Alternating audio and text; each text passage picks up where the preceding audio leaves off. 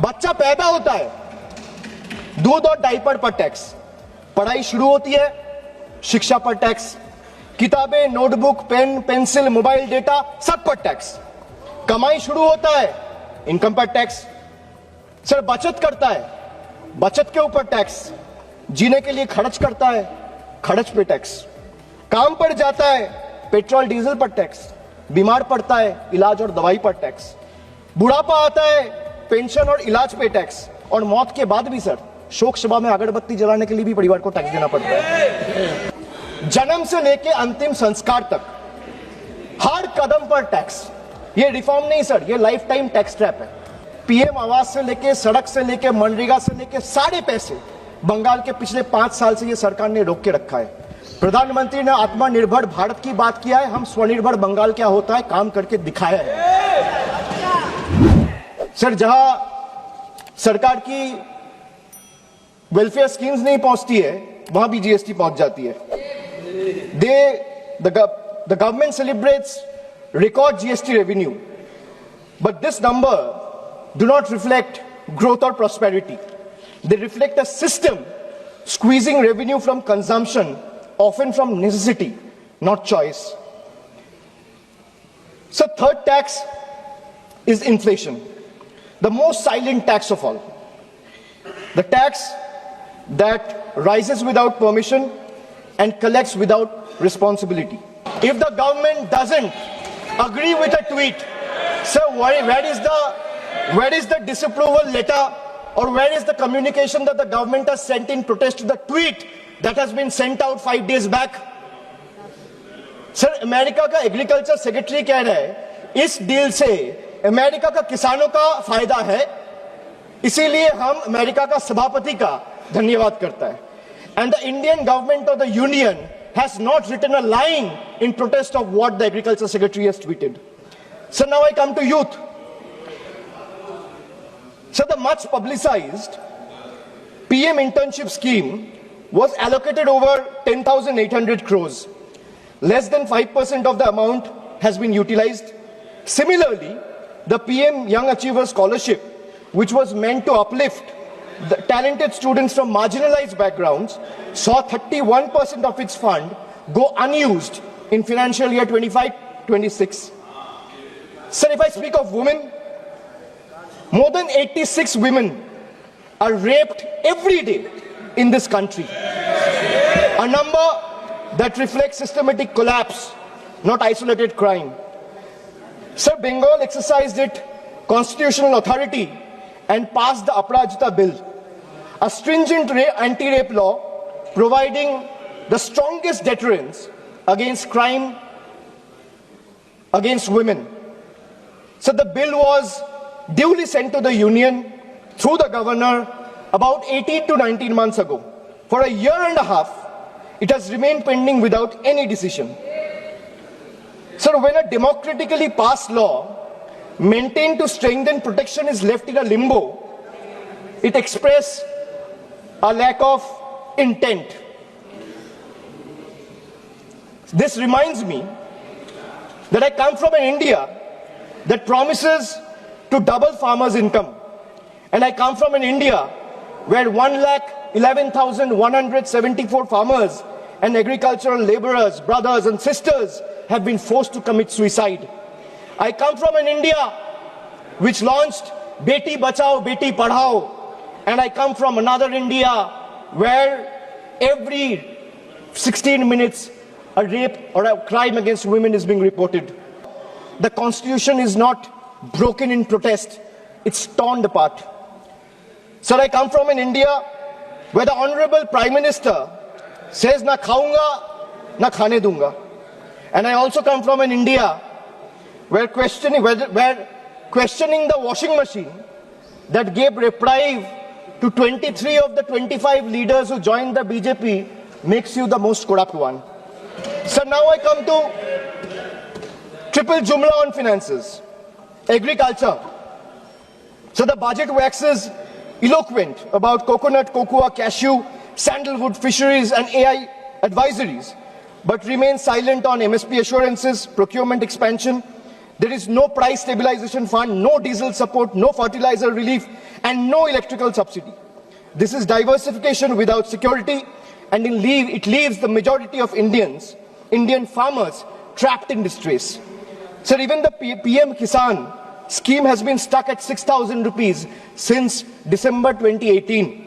Despite soaring input costs and record diesel prices, sir, in actual, if we see real terms, farmers are earning less each year. A rupee in 2018 is not a rupee in 2026. Sir, if I speak of healthcare, the government spends less than 0.26% of the GDP. And they might have questions on my source of information. If the need be, I will place all the sources before the table by 8 p.m. tonight. The government spends 0.26% of GDP on public health even today. The national health policy promised 2.5% of GDP. What we get instead is postponement, excuses, and under-allocation. In a country where illness is still the fastest road to poverty, this budget chooses flyover over first aid, optics over oxygen, and announcement over actual care. So if I speak of infrastructure, the smart city mission promised transformation in 100 cities with over 2 lakh crore. Yet a decade later, what we have is half-dug roads and half-built homes. Instead of finishing the job, this budget announces new economic regions. Sir, under the Jal Jeevan mission, funds were cut by 74%, forcing states to pick up the bill.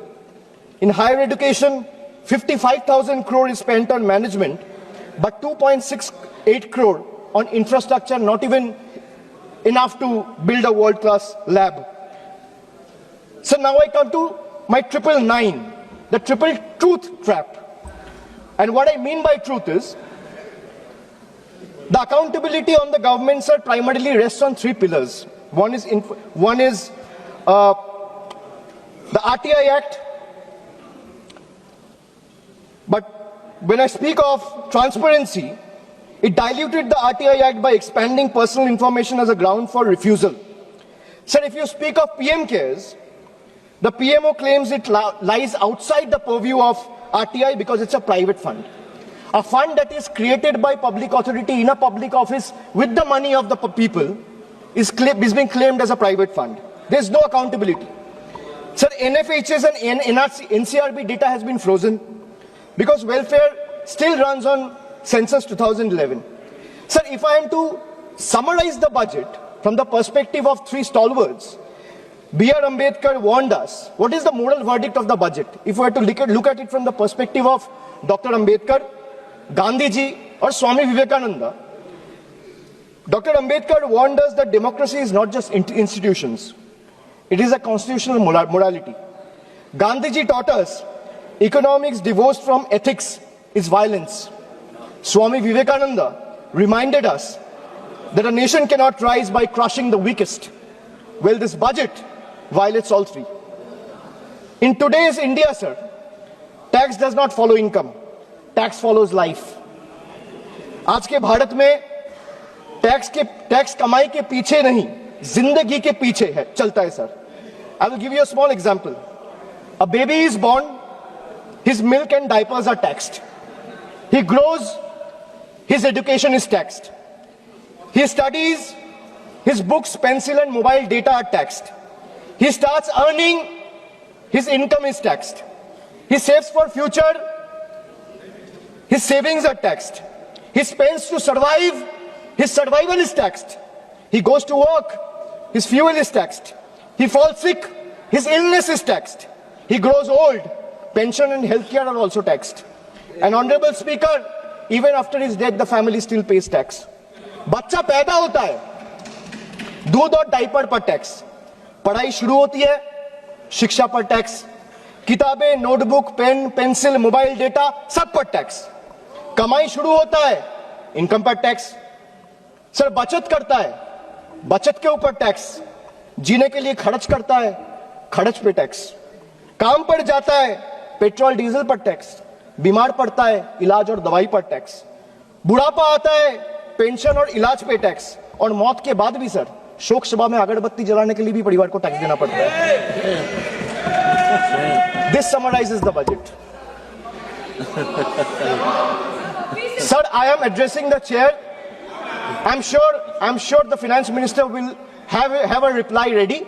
When she is given the opportunity to speak, she can quote me, and if I am misleading the house, she can take my name and then place her arguments. Sir, from a baby's first milk to a citizen's final farewell, this government taxes life at every step. जन्म से लेके अंतिम संस्कार तक हर कदम पर tax. ये reform नहीं sir, ये लाइफ टाइम टैक्स ट्रैप है. Sir, now I come to 1010, मेरा लास्ट ट्रिपल. मैंने 9 ट्रिपल का बात किया, अब 10वां कर रहा हूं. Sir, I will and with 3 dates, 3 moments of history: 2016, 2021 and 2024. 3 elections, 3 verdicts, 3 decisive defeats for the BJP in West Bengal. And after this triple defeat, a 4th one is no longer a warning. It is approaching. Sir, मैं ज़्यादा घुमाऊंगा नहीं. Let me come straight. Sir, the government want to punish Bengal. Let them proceed. We won't bow. You want to freeze our funds? We will persist. मैं क्यों कह रहा हूं persist? क्योंकि पीएम आवास से लेके, सड़क से लेके, मनरेगा से लेके सारे पैसे बंगाल के पिछले 5 साल से ये सरकार ने रोक के रखा है. प्रधानमंत्री ने आत्मनिर्भर भारत की बात किया है. हम स्वनिर्भर बंगाल क्या होता है काम करके दिखाया है. So you want to punish Bengal? Proceed, we won't bow. You want to freeze our funds? We will persist. You want to profile and persecute our youth? We will protect them. You want to starve our schemes? We will sustain our people. Bengal's spine was not ever bent by surrender, nor softened by sermons of hate. It is forged in struggle, tempered in sacrifice, and is not for sale. Go ahead, send your audits.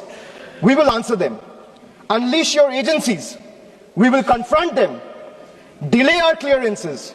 We will chronicle every day stolen, every stolen day. But remember this: files can be frozen, funds can be stalled, voices can be suppressed, but memories can't be erased. And when the people rise and the ballot breaks the silence, we will settle the final account. You will wear the mask of the union, we will raise the mirror of the people. And when truth looks back, power will bend and we'll have to blink first. So this reminds me again that I come from an India that celebrates labor as a backbone of the economy, the hands that build our highways, factories, ports, cities, this parliament.